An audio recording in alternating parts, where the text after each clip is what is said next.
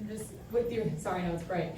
With the bench unit coming out and giving that spark, like Coach just talked about how much of a lift you gave the team. How do you stay ready when maybe you're not getting as many minutes a few games ago, and then you come in and make an impact a couple games in a row? Yeah, I mean, it's hard. You know, this year's been a down year for me. I felt like I established myself as a player last year, and then this year's been tough. So I've been, you know, Joe's done a great job of trying to keep me ready and get me back in shape and playing on the side, and that's my role right now. You know, I gotta fight where I can.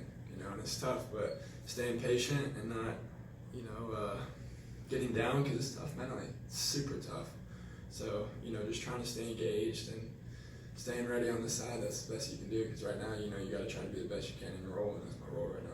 And just as a bench coming out, like you guys really took control of that third quarter. Just what did you see from the chemistry between all of you guys coming off of the bench? I mean, the bench unit's full of, guys that are young, and besides, well, I guess Bogey started today, but Bogey's obviously a great shooter. He's a great player. But other than that, it's guys that are young, that are fighting to stay in the league, that are, besides AJ, obviously he's a top pick, but it's just guys that play really, really hard. And when you have guys like that, it makes the game easier to play with. And so when you play with guys like that, it's fun, and it brings energy to everybody else. I asked Quinn about you earlier, and he said one thing that comes to mind is just toughness from you. Just where do you channel some of that toughness from to execute with 110% on both sides of the ball? I think it comes from being on the verge. I wasn't even supposed to be in the league. I'm the first player to ever come out of Lipscomb University. So I've had to fight for everything I've gotten, and I'm still fighting, even though I played decent last year. So just trying to keep that mentality of trying to prove and trying to prove and trying to prove. It's just I don't care where I'm at. I got to keep proving to everybody what I can do. He also mentioned that you went to him and asked him what you could do, and I mean, how does that conversation go when you approach a coach to ask them what it is you can do to get more minutes? Yeah, I mean, it's I've never been a guy that really tries to pry or ask, but it's been a tough year, and he helped me out a lot, just explaining what I can do better, just staying ready. A lot of it's opportunity and timing in this league, because everybody can play.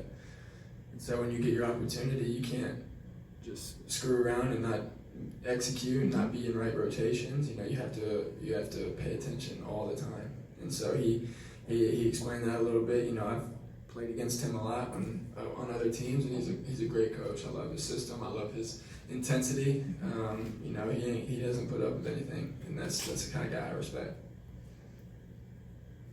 Practice or practicing, shooting off the dribble, and the types of drills that you go through in practice or after practice. Do you come with those as things that you've done before that you want to bring and use to keep ready, or are those things that maybe the coaches here suggested when you got here? That's always been my game, is flying off screens, shot fake, one dribble, stuff like that. I'm never going to be an ISO player. So to say, I mean, they're helping me put the ball on the floor a little bit more, try to get downhill, try to create a little bit more. But my main game is to shoot the ball and to fly off screens and space the floor for Trey and DeJounte, and just be a threat, shooting it all the time. So I try to play as hard as I can defensively, but that's not my main role, is to shoot in the space. So in college I learned how to fly off screens and shoot off balance, and so that's what I try to continue to practice. Garrison, talk a little bit about taking the charges, because that's something that's been a big part since you've been in the pros. Tell us a little bit about that. Well, I'm not a huge shot blocker, so as you can tell, but when it's all about being in the right spot defensively. If I'm late on my rotations, there's no chance I'm gonna get a charge. So it's all about trying to be the low man on time, being early, and just trying to see when guys are a little bit out of control, and trying to see if they can stop. If they can't, then you're gonna get a charge, and just set up and let them run you over. So there's a little bit of an art to it, but it's all about being early and being on time. Just one more from me.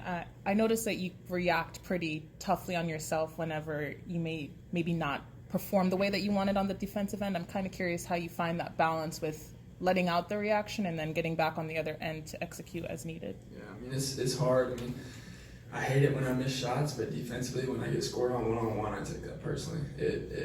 I hate it more than anything. Yeah. You know, when even in practice, when you're playing one-on-one with guys, if they score on you, it hurts. You know, so it's because you know, like, and especially with me, they try to target me on screens and get the switch and stuff, and I take that personally. Yeah. And if I get scored on, I'm gonna be pissed. So I mean, it's you try to let it go, but Yeah. it's still, you know, it's still in the back of your mind.